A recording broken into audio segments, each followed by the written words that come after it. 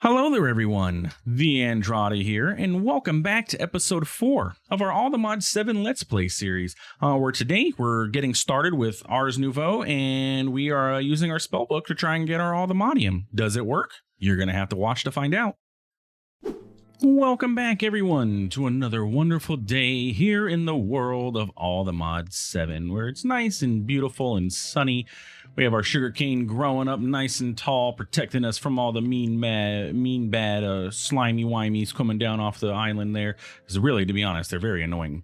Anyway, today we're working on stuff and things. Mainly Ars Nouveau is what my plan is here.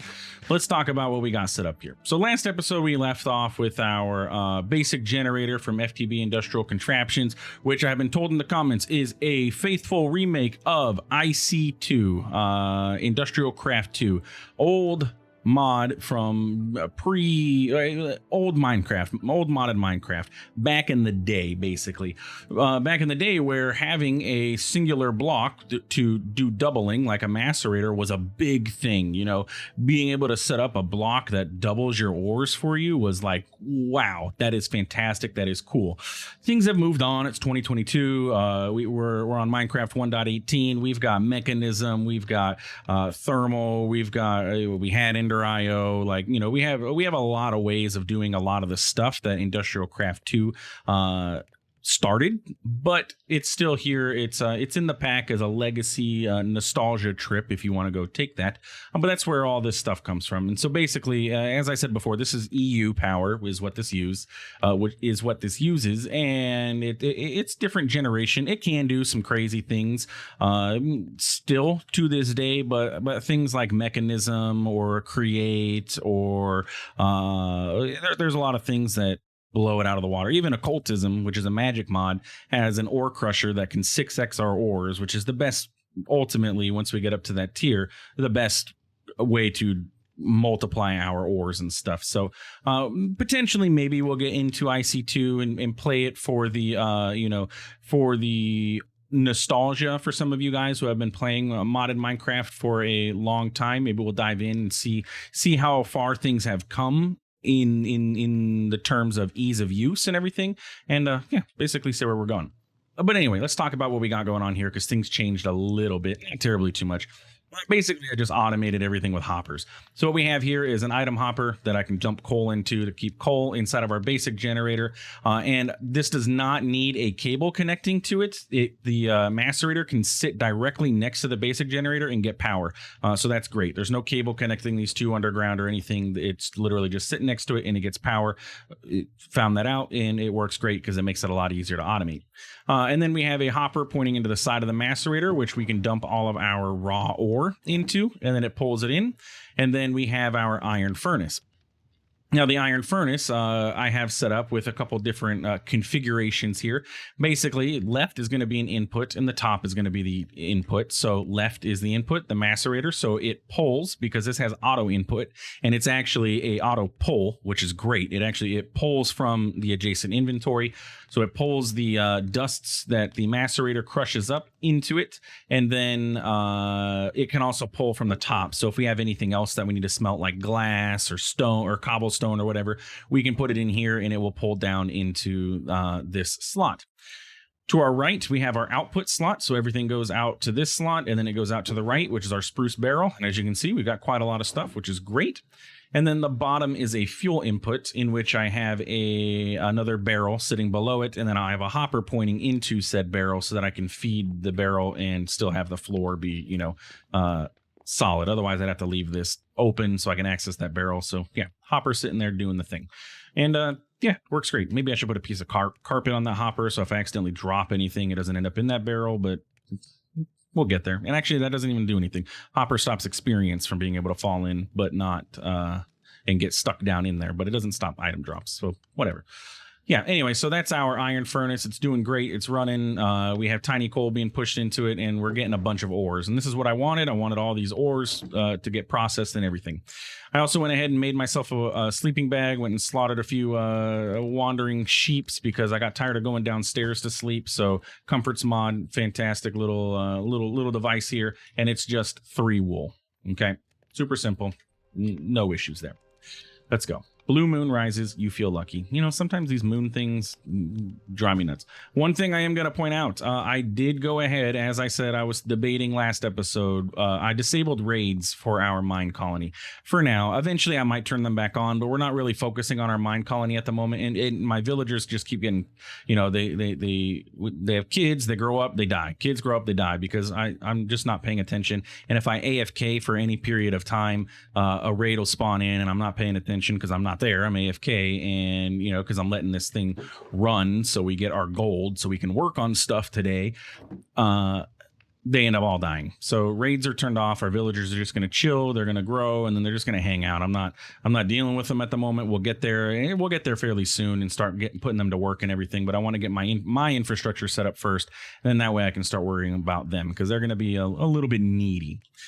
Anyway, so today what we want to work on is continuing with our Ars Nouveau, right? We want to get Ars Nouveau set up so that I can go ahead and get all the modium ore that I have down in my basement in that cave. Now, it has been pointed out to me there are a couple different methods that we could use to be able to get all the modium. First off, one being the exchanging gadget would most likely work. If we were to make an exchanging gadget, we could, and we have all the reasons. Oh, actually, you know what? Exchanging gadget requires all the modium, so that's out of the question. Can't do that one. That's actually, you know, they did that on purpose. I guarantee it.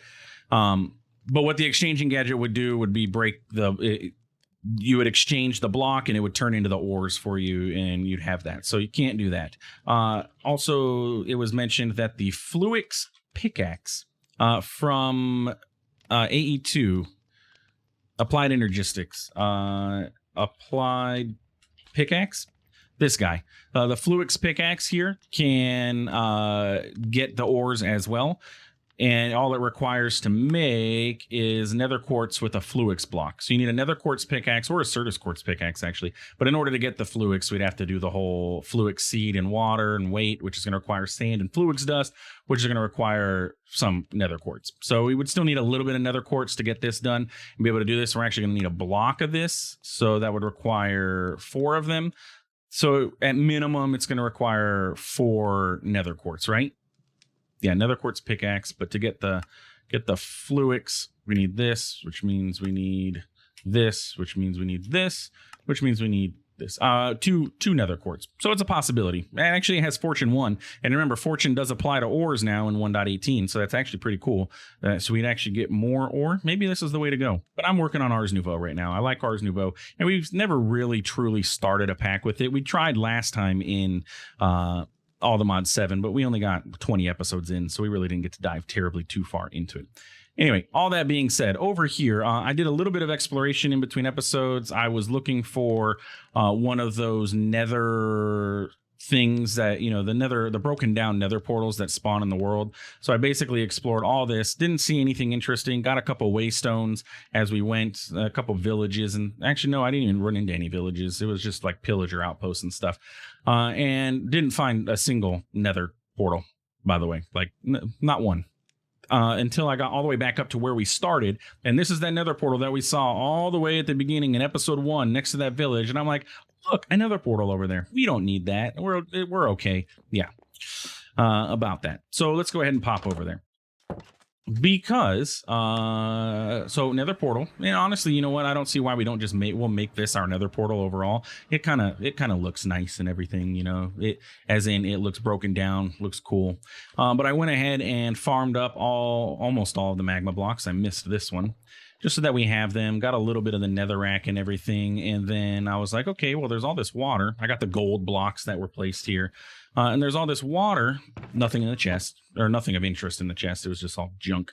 And I was like, okay, maybe, you know, there's some more netherrack down here. Yep, we can see some stuff. There's some, oh, look, there's some Certus or tin nether ore. That's cool. You know, we can grab that. And then I'm swimming around, and look at that, netherrack, or nether quartz. Let's go ahead and breathe and grab that nether quartz. Heck yeah, there are 3, it looks like, or so. Get down. Yeah, there are 3 nether quartz, it looks like. And that's going to get us the nether quartz that we need to get our builder set up. Yeah, and actually, you know what? before I even take damage, let's just go home. Exactly 3 nether quartz. Perfect. That should be enough for us to be able to get, not the builder, the wireless heat receiver and transmitter. So then we can start transferring heat. So we save on coal up there, and eventually it'll allow us to get the builder, because the machine frame, actually, you know what? Builder didn't require any of that stuff. It's just the aluminium that stops us from getting the builder. But the if we get into storage drawers, like the drawer controller, at drawers, there is a drawers drawer. There's a drawer mod in here, functional storage. This is a different version of the storage drawers mod. I believe this is made by Booze135, who does Industrial Foregoing as well. And this is a different take on the storage mod. Basically similar concept, but it has a couple new cool features. One being that you can wirelessly link drawers together so they don't all have to be touching. I believe it's supposed to be more lag friendly as well, so that you don't have lag issues, because I know that's one thing that drawers have. But usually this requires some quartz. That's a compacting drawer. Where functional storage. There we go. I'm looking for the storage controller. Yeah, usually that requires a redstone comparator, which requires quartz. So we'll need the quartz for this so that we can get the thing going with the builder and everything. And we'll talk about that setup in a bit. If you watched my All the Mods 7 series before season 1, we're going to do very similar to how we did there and set up a builder to get us all the ores and all that stuff until we can get ourselves into the mining dimension that exists. But yeah. Anyway, so that takes care of the nether quartz. We're good to go there. Let's talk about Ars Nouveau. So Ars Nouveau, if you didn't know, is a magic mod. You can do magic with it. It's got cool nifty spells, cool crafting recipes. So we have a break spell and we have a harm spell right now. Kind of just damages mobs and everything. It does have a quick hotkey. By default, it is the V key, and you can just hover over and click on the spell that you want and be able to, change spells. So that was harm. I can shoot out a little arrow, a magical arrow to damage enemies and things like that, and it has like fairly large range. If I had break over there, I could break those blocks with break and everything. But yeah, Ars Nouveau, pretty cool. You have a lot of settings. You can change like your lighting and stuff. You can change sounds. You can change what color your spells come out as. You can apparently this will list all your familiars. Some of these are new, like the settings for dynamic lighting. I don't know if this was there before. Dynamic lights, this can cause lag for users with weak CPUs. Like, is this dynamic lights like overall, or is this like the mage light? I don't know. Interesting. Anyway, so with all that being said, Ars Nouveau has a couple different mechanics with it. And this is actually new Ars Nouveau. With 1.18, it did get a rework, so things are a little bit different. But inside of your spellbook, you're going to have your worn notebook, which is your guide to Ars Nouveau. And it has just, all the information for Ars Nouveau. So getting started is where you're going to want to start at. And the new changes to this is in the way you get your source and other items in this. There's new trinkets, there's new familiars, there's new machines and stuff. You don't use the glyph press anymore. You use the scribe table to get your get all your glyphs and everything like that. So there are some changes, and we're going to play through that today. So let's go ahead and get the stuff that we're going to need.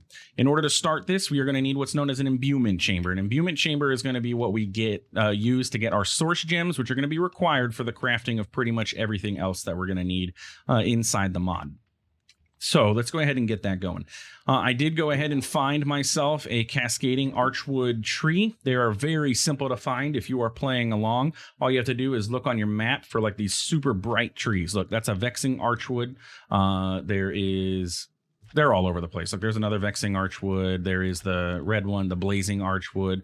There is going to be the green ones somewhere around here. Yeah, like they're all over the place, and they stand out on the map fairly well. So, you know what? I want to mark this thing too. There's this thing over here. It says sky slime crystal blocks. I don't know what that is, but we're going to add a waypoint and go explore this at some point. So we can go check that out. I don't know what's sky slime crystal blocks. Obviously, sky slimes are these guys that are floating around and annoying me, but crystal block structure, interesting. We'll check it out. So Ars Nouveau. So what we need to do is go ahead and convert some of this stuff down to archwood planks so that we have some planks available to us. We're not going to do all of it. We're going to do some of it. That way we can maintain some. But we need our imbuement chamber, right? That's going to require 2 gold. And I'm actually going to make 2 of these. We're going to have one that will be permanently set up for our crafting of our source gems. Because it just pulls source gems from the air. Ambient air source gems get pulled out into whatever inventory you have it set up to. What I want to do is actually grab myself a hopper, and we're going to set this on top of a hopper. I need regular wood. Let's not use this stuff. Let's just make sure that it doesn't pull that stuff. And some iron. Get that ready. And we need a hopper. Okay, don't know what happened there. Do you not hopperate? Did I not do the... Oh, did I do the recipe backwards? I did. It's iron and a chest, not wood and... Yeah, anyway. We need more iron. So let's just grab the stack of this. That's fine. We'll keep it on us for the moment. And I also don't know if you noticed, but I upgraded my backpack too while we were out. Let's go ahead and hopper is going to require chests, and apparently can't do it that way. So let's just grab as many chests as we can. Let's just do this. Give me all the chests. Okay. Convert all that to chests. That's perfect. Give me a hopper. Okay. So what we're going to do is take this hopper, pop downstairs, and we're going to place it onto this barrel because conveniently this barrel sits here and it's good to go. We're going to grab our imbuement chamber and we're going to place it here. And it's going to start generating source. And so what it's going to do is start pulling... and you know what? Actually, I may be lying to you. Let's go ahead and take a look. Imbuement. Yeah, I forgot.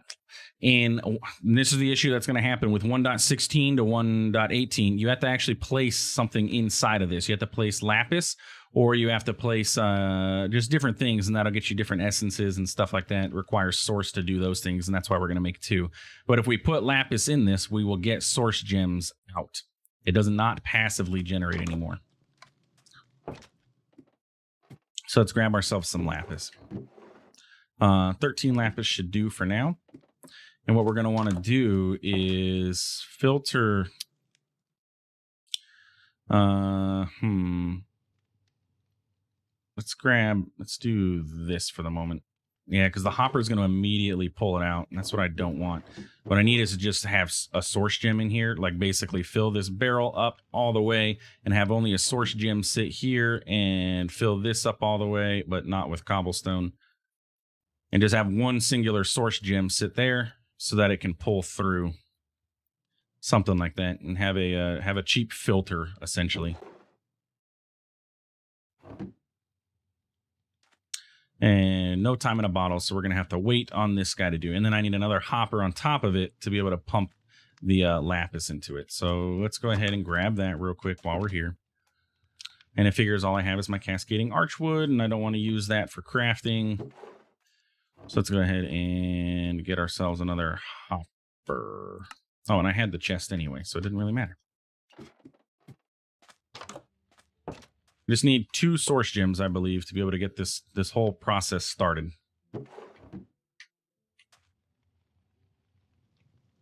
Anyway, so once this converts over and the imbuement chamber does its thing, the reason we made 2 of them is because of these recipes here, in which we have to give it a feather, an explosive arrow, or any sort of arrow, a wilden wing, and a feather with a source gem, and that'll give us air essence. And we need these essences to do various crafting. That'll get us snow. It gets us augments, casting wands, all kinds of nifty stuff. Especially a lot of our glyphs are going to come from these essences. So let's go ahead and take this out, and we're going to put that there, and then that should automate the source gem. To be honest, we don't even need this barrel attached to it. We can just let this fill up in here and get a stack of them, because we're only going to get 13 total, but that's okay for now. It'll work and it'll do its thing.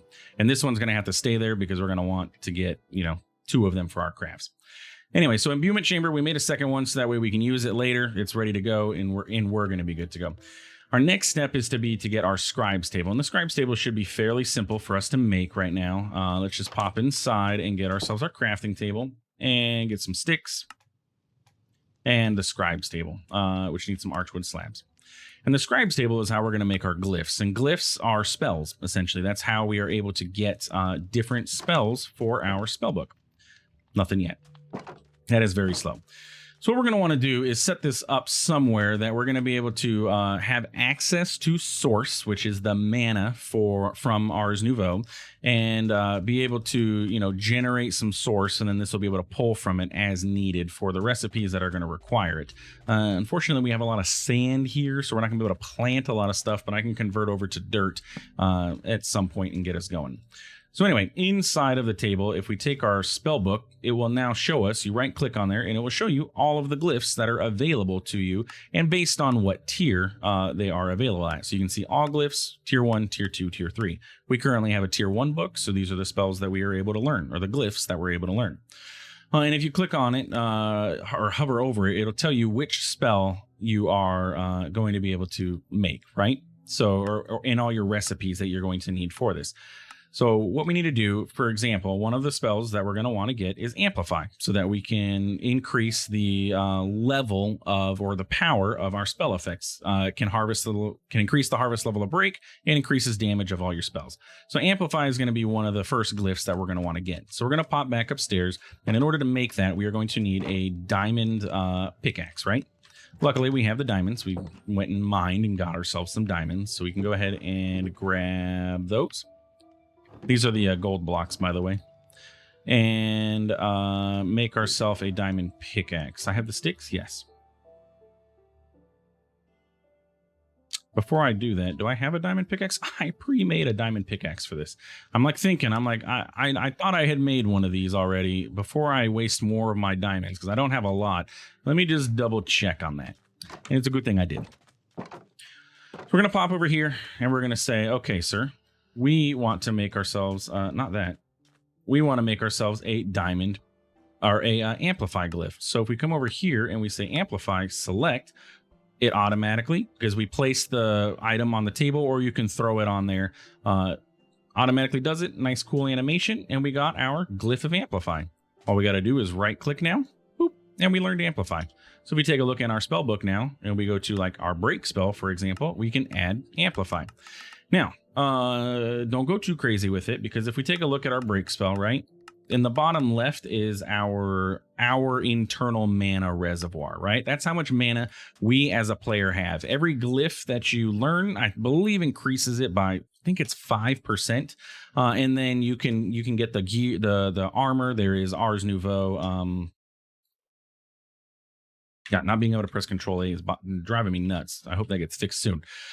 Inside of here, there is the mage armor somewhere around here. There we go. This increases your source capabilities, your character's source reservoir. And then there's also amulets. So like you have an amulet of mana regen, mana boost. I believe there's some rings. Yep. Discount, which causes your spells to cost less. There's just all kinds of cool stuff that Ars Nouveau has. But anyway, so like if we take a look at our break spell and I fire this off now, it used what would you say that is? About 1/8 of our mana. If I were to go ahead and add 3 augments to this, now it's going to use half per usage of this, and our mana does not regenerate very fast. So just something to keep in mind. The more amplifies you have, the more mana it's going to end up using. But ultimately, my goal here is I want to get all of these spells to start with, so that way we can get different things that we can do. Like Glyph of Fell. What this does is it chops down entire trees. Perfect. So instead of me having to mine a tree and vein mine and waste durability, I just use Glyph of Fell, and then I use if I get AoE on it, it will break multiple different trees. And to get this, we're going to need an earth essence, so that's why we started getting our imbued chamber going. Glyph of Heal is going to require an abjuration essence and glistering melon slices and a golden apple, but this is, as it says, a heal spell. So if we're out and about, we're taking damage, we can use this spell and heal ourselves up immediately. It's going to require a few different things from, again, our imbuement chamber, and it's going to require source. Fortune increases, fortune, so you can get more stuff out of it, and all it requires is a rabbit foot. We can probably go find some rabbits somewhere and get a foot. Glyph of Item Pickup is going to be great. That requires 2 hoppers, and I would like to get that one now if we can, because what we can do is add that to the bottom of our break spell so that we don't have to go pick up our items. They just come to us. It automatically gets put into our inventory. So let's grab 2 hoppers. and then go pop again back out to our scribes table. To be honest, our scribes table being all the way this far right now doesn't make sense because we don't have everything set up, but you'll see soon why we have it this way. Let's do, what was it again? It was item pickup. Isn't there a search? Yeah. Pickup. There we go. So if we select that, it's going to say, okay, in the top left, we're crafting a glyph of pickup, and it's going to show our hoppers here. All we got to do is drop those onto the table. It picks them up for us, does its magic-y painting or drawing or calligraphy. And there we go. Now we have a glyph of item pickup. So if I put this on the end of this spell, now we have 3 sand. And if I shoot this at this sand, well, I missed, but now we have 4 sand. Perfect. So with that being said, we should now be able to pop downstairs and get ourselves that Allthemodium ore that has been so tempting us. 3 amplify should be enough. If not, we can always add another one. We probably have room to be able to fit one more before we cap out on our mana that we currently have. But we should, I don't know, actually, we'll see. It is netherite tier. So, before I do anything else, we want Mage Light. This is going to be a fantastic way for us to light up these caves because we can set a projectile mage light, which is a projectile torch, essentially. And we can just shoot torches all over the place, light whole areas up without having to worry about, mobs spawning in and having to run away from them like I had to before because it was super stressful and not the most fun. Plus, torches aren't... all the mage light uses is mana, which regenerates. Torches use coal and sticks, which aren't difficult to get, but free is better than not free, right? So that Allthemodium was up here, I believe. Let's hope that I have enough mana for this.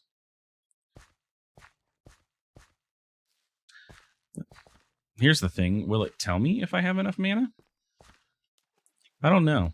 I hope I don't fire at this Allthemodium and then it says, oh, you didn't have enough. Just like a regular pickaxe, if you sit there and you hold down too long.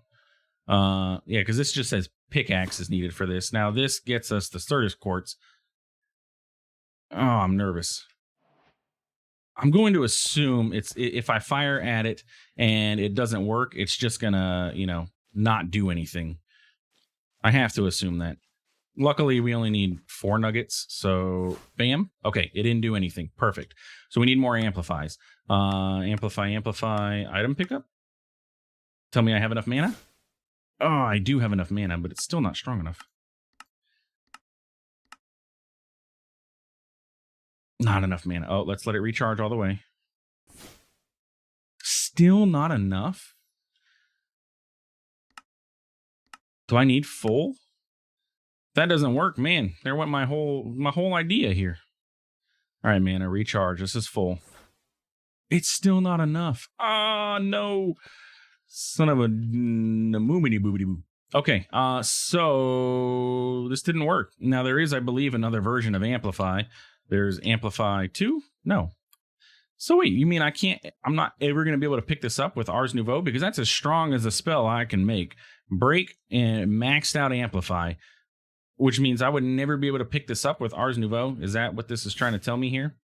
Or do I still just not have enough mana for this to actually be able to do the full Amplify?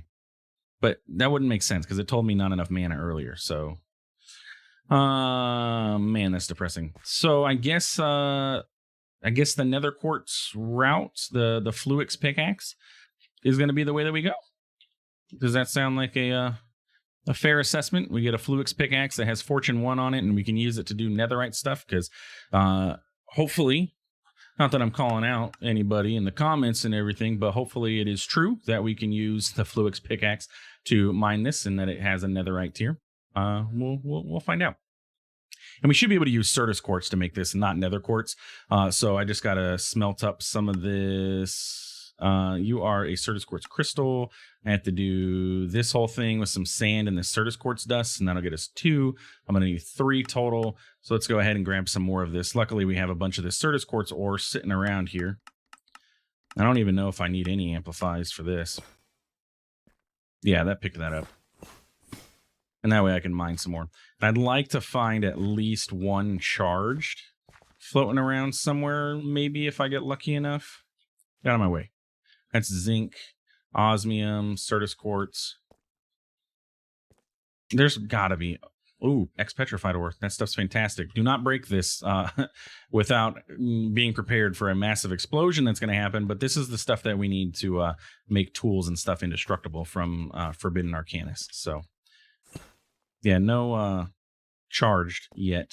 But I guarantee there's got to be some charged Certus quartz somewhere in this cave. Like right here. Is that charged Certus quartz? No, that is arcane crystal ore. Yeah.